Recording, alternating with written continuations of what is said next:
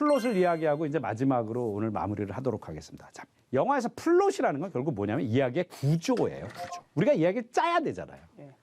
영화가 뭐라고 해서 꾸민 이야기라고 했잖아요. 꾸민다는 건 뭐죠? 짜야 된다는 얘기잖아요. 그렇죠? 그래서 어떻게 이야기를 잘 꾸며야 될까? 그래서 어떤 극적 구조를 만들어낼까? 굉장히 중요한 일이죠. 그렇죠? 우리가 플롯이라는 것을 사전에서 찾아보면 음모를 꾸미는 걸로 나와 있어요. 그러니까 이 대본을 쓴다는 건 결국 음모를 꾸미는 거예요. 그렇죠? 어떤 범죄를 획책하거나 심지어 반역을 계획할 때도 우리가 시라는 말을 쓰죠. 플롯. 그래서 이 플롯이 무언가를 꾸미는 거예요. 그렇기 때문에 플롯이라는 단어를 쓰는데 그래서 극적 구조를 지금 만들어낼 때 누구나 다 우리가 그러면 안 되겠지만 범죄를 저지른다고 생각하면 우리가 그 완전 범죄가 다 되길 원치 않겠어요? 그 범인이? 작가도 똑같죠. 그렇죠? 우리가 이게 저 플롯을 짤 때 이게 관객에게 내 약점을 들키지 않고 관객에 어떤 감동을 주거나 관객으로 하여금 무릎을 탁 치게 하거나 그렇게 하길 바라잖아요. 그렇죠? 그런 플롯을 짜야 되는 거죠. 그렇죠? 시나리오의 플롯을 짜는 거 이게 굉장히 어렵습니다. 왜냐하면 인과관계라는 게 있기 때문에 영화가 초반에 시작해서 계속 진행되면은 앞에서 설정됐던 것들이 있어요. 그런 걸 뒤집을 수가 없어요. 그래서 처음 영화 시작했을 때는 주인공이 어떤 직업을 갖는 것도 아무거나 할 수 있지만 이제 주인공이 그 직업을 갖는 순간 어떻게 되는 거예요? 그 직업 밖으로 넘어갈 수가 없는 거예요. 제가 쉽게 이걸 이렇게 설명했어요. 이야기를 짠다는 것은 앞에 계속 영화가 진행되면서 새롭게 쌓이는 어떤 설정들이 있잖아요. 상황들이 있고 정보들이 있잖아요. 그러면은 그걸 벗어날 수가 없는 거예요. 그렇죠? 그래서 이 인과관계를 정말 잘 지켜내야 되고 여기에 구멍이 없어야 관객이 설득력을 갖는 거거든요. 그렇죠? 자, 그래서 플롯을 굉장히 촘촘하게 짜지 않으면 이상한데? 그런데 이 플롯을 촘촘하게 짠다는 거는 흥미롭게 짜야 된다는 거예요. 플롯이 말은 되는데 너무 느슨해. 이것도 말이 안 되잖아요. 그러니까 극적, 영화적 긴장이 있어야 관객이 그 영화를 재밌게 보죠. 말은 되는데 밋밋해. 그렇죠? 재미없지 그거는. 그렇죠? 우리가 맛없는 음식 먹으면 기분 좋아요? 안 좋아요? 이게 뭐 상한 거는 아니야. 근데 요리 솜씨가 너무 최악이야. 그래갖고 맛이 너무 없는 거야. 그거 안 되는 거예요. 그러니까 인과관계에 따라서 그죠? 이게 기본적으로 앞에 시작해서 이루어진 설정이 뒤에 가서 그 어떤 법칙을 지켜야 되겠죠? 인과관계 법칙. 그렇고 동시에 또 밋밋해서도 안 되는 거예요. 그러니까 정교하면서 흥미로운 플롯을 짠다라는 게 가장 중요한 거죠. 그렇죠? 그러면 흥미로운 플롯을 짜는 데 있어서 어떤 것들을 고민해야 되느냐? 역시 여기서도 주인공이 중요해요. 주인공을 중심으로 영화는 진행이 되는 겁니다. 그래서 플롯을 짤 때 계속 이 주문을 스스로 외워야 돼요. 이게 계속 작가는 생활화된 어떤 그 각본을 쓸 때 반복되는 질문이어야 돼요. 그게 뭐냐면 과연 내 주인공이 누구냐 본질적으로. 내 주인공을 마치 내 옆에 친구처럼 알고 있어야 돼. 본질적으로 내 주인공이 누구인가에 대한 고민을 계속하고 그 틀에서 벗어나면 안 되는 거예요. 그 주인공에게 가장 중요한 거는 그 다음에 뭐예요? 목표죠.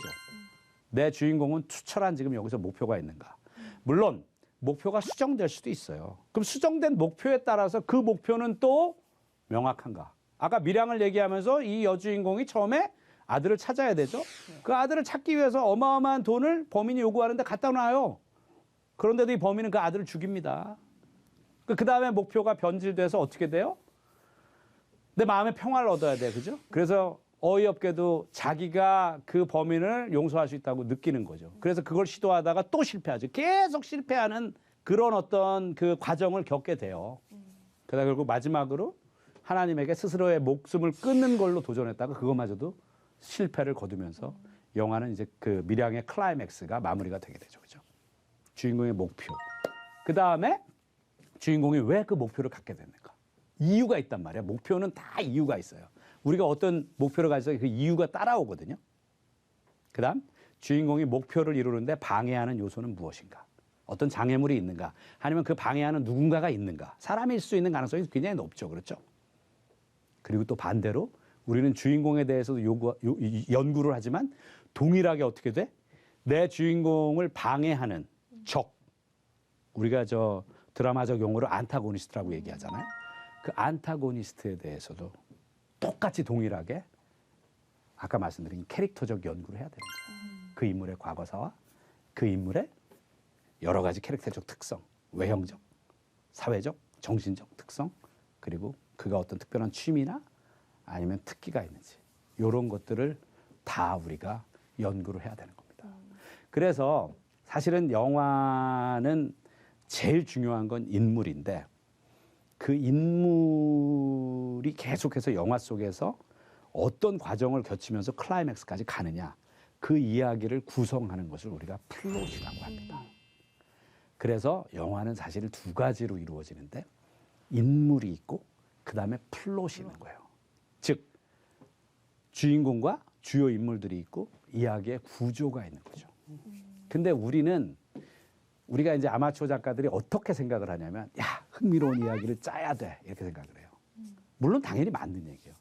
근데 흥미로운 이야기가 어떻게 짜여지는지 아세요? 막 짜낸다고 해서 짜지는 게 아니고 인물에 대한 명확한 이해가 있을 때 이야기의 구조를 만들어낼 수 있는 거예요. 자, 내가 이거를 입증해 볼게요.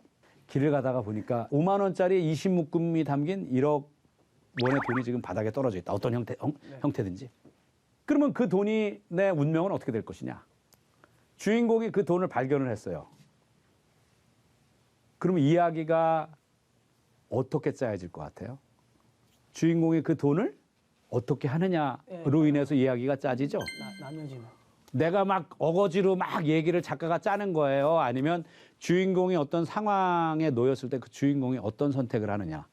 즉 주인공이 본질적으로 어떤 사람이냐가 플롯이 어떻게 돼나갈 건가를 지정해 주는 거겠죠. 그렇죠? 그리고 거기엔 일관성이 있어야 되고 아까 말씀드린 것처럼.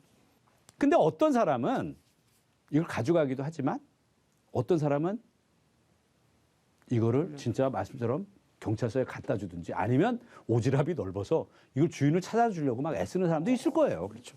열심히. 이야기가 달라지죠. 예.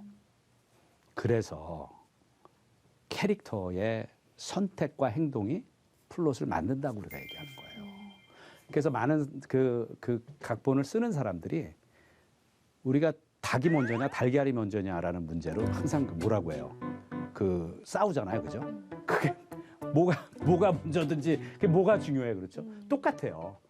캐릭터와 즉 인물과 플롯은 다 중요해요. 그러나 이건 확실해요. 캐릭터가 플롯을 견인하는 거예요. 끌어간다라는 거죠. 둘이 같이 가는 거지만. 그렇죠? 네. 이걸 명심하셔야 돼요. 그렇죠? 그래서 오늘 강의는 좋은 대사를 어떻게 써야 하는지 그리고 이야기는 어떻게 꾸며가는 건지 이 부분에 대해서 사실은 이제 짧은 시간이지만 여러분들에게 최선을 다해서 설명해 드리려고 해봤습니다.